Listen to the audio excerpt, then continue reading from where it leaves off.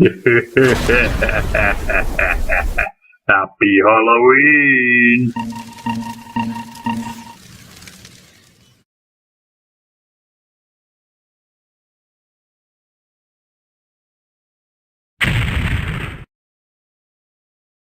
One of the most popular franchises of all time and is also the most well-known of first-person shooters. It was released on the MS-DOS on December 10th, 1993. It would release on just about every other platform it could play on after that, on PC and console. A sequel, Doom 2 Hell on Earth, would quickly follow after the mega hit. Each game would receive updates after their initial release. Final Doom would release on the MS-DOS, Macintosh, and PlayStation. After the 1995 release of Doom on 16-bit Super Nintendo, which was a nice try, but for obvious console hardware limitations, it was lackluster. The much more powerful 64-bit console, the Nintendo 64, would get a great and totally new Doom game. Doom 64 would release on North America on April 4th, 1997, then PAL region release on December 2nd, 1997. Doom 64 was the sequel to Doom 2 and Final Doom. Doom 64 felt a lot more like a sequel to the first Doom than Doom 2 did. I'm not knocking Doom 2, but it felt like more of an expansion than a sequel. If you've played the past Doom games, then you probably get a sense of what the story is. You know, you're a space marine and, you're fighting demons from hell. And that's about all you need to know. You need to rip and tear and get through different corridors and all that good stuff. But anyway, we'll take a look at the story anyway. The story so far. The past. Your fatigue was enormous. The price for encountering pure evil. Hell was a place no mortal was meant to experience. Stupid military doctors, their tests and treatments were of little help. In the end, what did it matter? It was all classified and sealed. The nightmares continued. Demons, so many demons, relentless, going through. Far away. The planetary policy was clear. An absolute quarantine was guaranteed by apocalyptic levels of radiation. The empty dark corridors stand motionless, abandoned. The installation sealed. The present.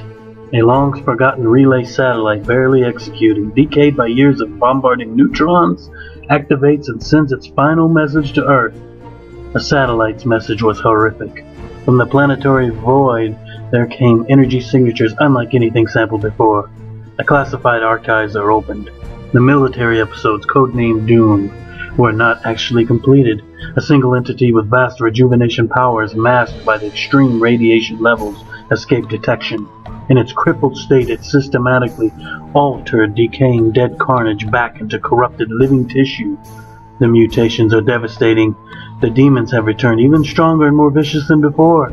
As the only experienced survivor of the Doom episode, your commission is reactivated. Your assignment is clear. Merciless extermination. The control style remains faithful to the original Doom games, as opposed to what other FPS games were doing at the time. So you don't have the jumping ability other than running off a platform, but I don't see that as a hindrance, I see that as a challenge. This game has 4 difficulty levels. The main difference between each one is number of enemies. Like the previous Doom games, you begin armed with your pistol and your fists. Some ammunition is quickly available in clips. Just a quick tip though you probably won't use your pistol much, if at all in this game. Once you pick up a shotgun from a zombified soldier, your aim is better if you hit the shooting button rapidly, instead of holding the button down. Also, there are certain switches in the game you must shoot. The pistol is perfect for those.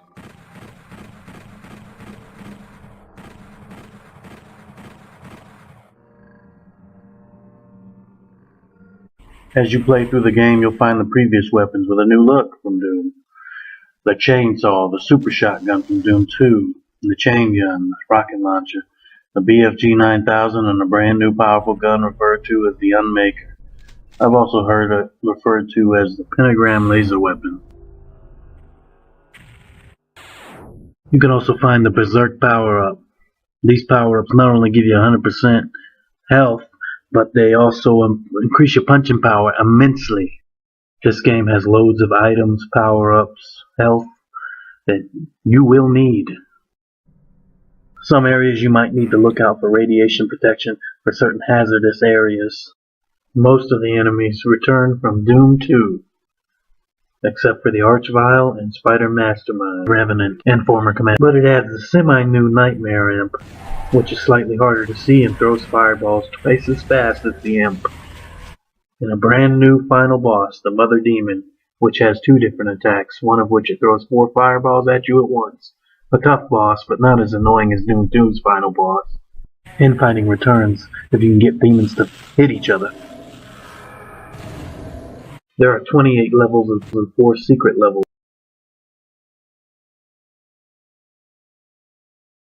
3 bonus levels can be played through cheat. These are more difficult and meant to challenge the player. You can expect the key system from the previous Doom games. The first group of levels are UAC bases. The keys in the bases are key cards. Eventually you'll encounter a teleporter to Hell in the final base level. The rest of the game takes place in Hell. These levels use skull keys, but the keys work the same. The exits in levels can be a switch, a drop-off point, or a teleporter. New to the game are the 3 demon keys. Each has a different color and function, and stay with you throughout each level if you can obtain them. They are in 3 of the 4 secret levels. The first is the toughest and trickiest to obtain. The other 2 are no cakewalk to obtain as well. The more you obtain, the more powerful the Unmaker becomes. First key makes the laser fire faster. The second gives it a second laser. The third key gives it a third laser. The Unmaker shares the same ammo with the plasma rifle and BFG 9000. The keys can also make the final stage easier, as they'll be able to shut down the demon respawn portals. This game is filled with many tricks and traps, so watch your step. Activating a switch or obtaining a key and enemies appear out of thin air. There are plenty of secrets that add to the replay value. If you couldn't get 100% secrets first playthrough, that's another challenge you can take on. As you can see, Doom Space Marine, also known as Doom Guy, has been removed from the HUD. But I feel that adds to the horror element to this game. Also, the first-person view is now at chest level, which emphasizes the size of the nicely redone sprites of the demons. This game's graphics were considered outdated at the time because of sprites instead of polygons like Turok. But looking back today, these enemy sprites hold up so much better than the outdated 3D enemies at that time. The 3D stages still look nice as well. The game is very dark at times, even if you turn the brightness all the way up, so watch out for the rare light amplification goggles. But this also adds to the horror element of the game, I think.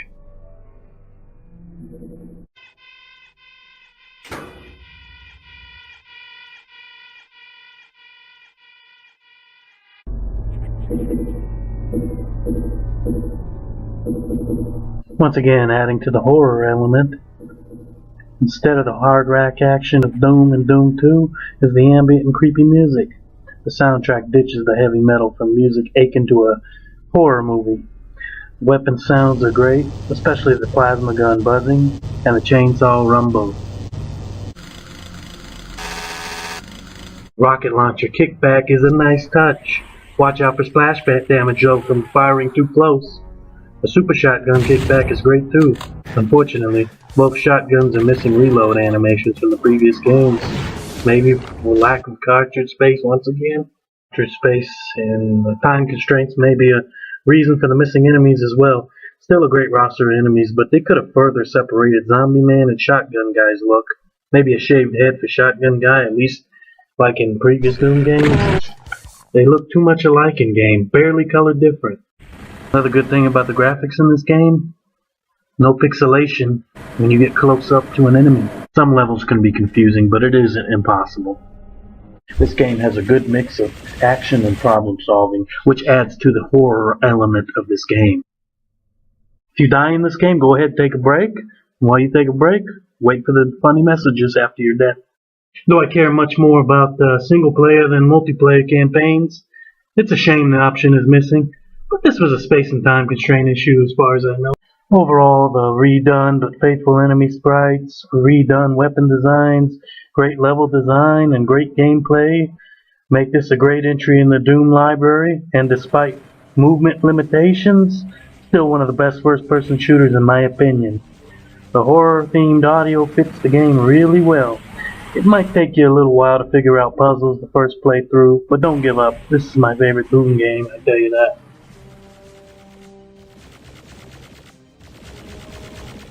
Without the few negatives, I would have given this a perfect score. But I still give this great game a 9 back then, and a 9 right now.